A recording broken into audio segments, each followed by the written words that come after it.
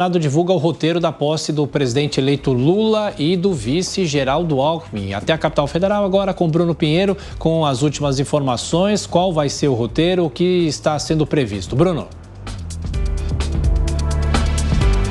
A gente vai entender então, esta cerimônia vai iniciar no Congresso Nacional após o almoço, 1h45 é a cerimônia inicial no Congresso Nacional. Logo na sequência, às 4h20, a saída de Alckmin e Lula do Congresso Nacional, acompanhado ali de várias autoridades e dos convidados até o Palácio do Planalto. Lá a cerimônia vai iniciar 5 horas da tarde, que é subir a rampa. Justamente esse ato, a cerimônia, que é uma das mais importantes e essa expectativa do que vai acontecer às 5 horas. 1h30 na sequência, às 6h30, o último ato, a última cerimônia no Itamaraty, aqui também na capital federal. Logo na sequência, alguns shows com diversos artistas ocorrerão na esplanada dos ministérios,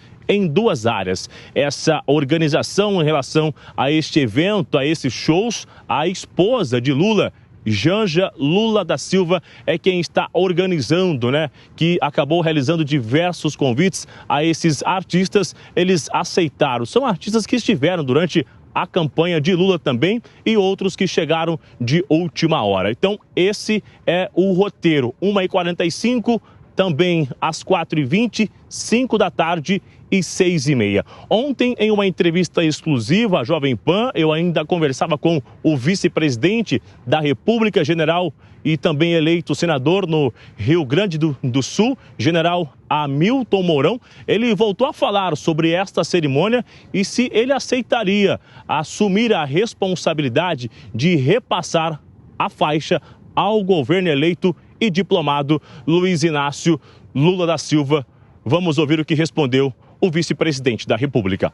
É um papel simbólico, do presidente que sai, aguardar o presidente que entra ali no alto da rampa e entregar-lhe a faixa, que é o símbolo do poder, vamos dizer assim, e imediatamente vira as costas e entra para a história. O presidente Bolsonaro já manifestou a diversas pessoas aí que ele não tem intenção de entregar ou de participar dessa cerimônia da entrega da faixa. Então alguém irá fazer no lugar dele. E o senhor assumiria essa responsabilidade? Não, porque eu não sou o presidente da República. Ontem, após uma reunião aqui no Alvorada, interlocutores confirmaram que Jair Bolsonaro está resolvido em não comparecer na cerimônia. Volto com você. Bruno Pinheiro, de Brasília, agora gerando os nossos comentaristas, deputado Coronel Tadeu, o vice Hamilton Mourão diz que não é o presidente da República, mas na ausência de Jair Bolsonaro, será que vai caber a ele passar a faixa? Eu acredito que sim, Tiago.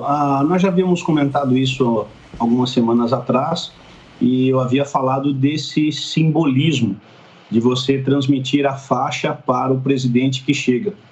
E o presidente Bolsonaro, ele tem as suas reações e eu respeito muito a opinião dele.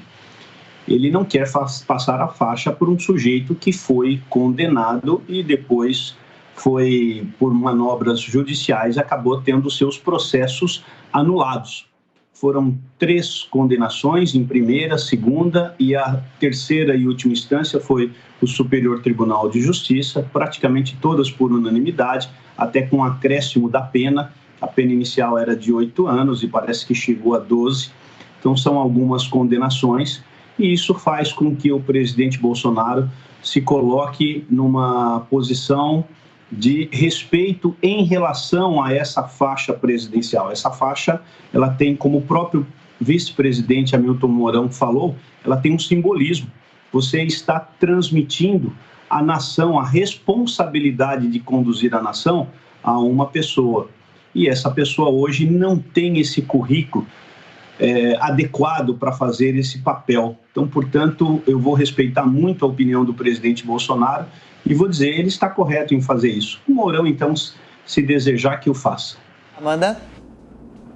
Quem tem que fazer esse julgamento sobre se o presidente Lula é apto ou não a assumir novamente o mandato no país é a população. E ele recebeu 60 milhões de votos. Então, ele recebeu essa incumbência legítima, legal, do povo brasileiro, da maioria do povo brasileiro. O problema é que o presidente Bolsonaro não aceita a derrota, ele não respeita a institucionalidade, jamais respeitou, então não é nenhum espanto que ele não queira entregar a faixa, já que não foi reeleito, foi eleito um opositor. E mais, a democracia pressupõe a alternância do poder. Então, todos os presidentes que vieram antes, muitos deles tiveram que entregar a faixa aos seus adversários, da mesma forma que Fernando Henrique, por exemplo, passou a faixa a Lula. Depois Lula passou a faixa a Dilma, uma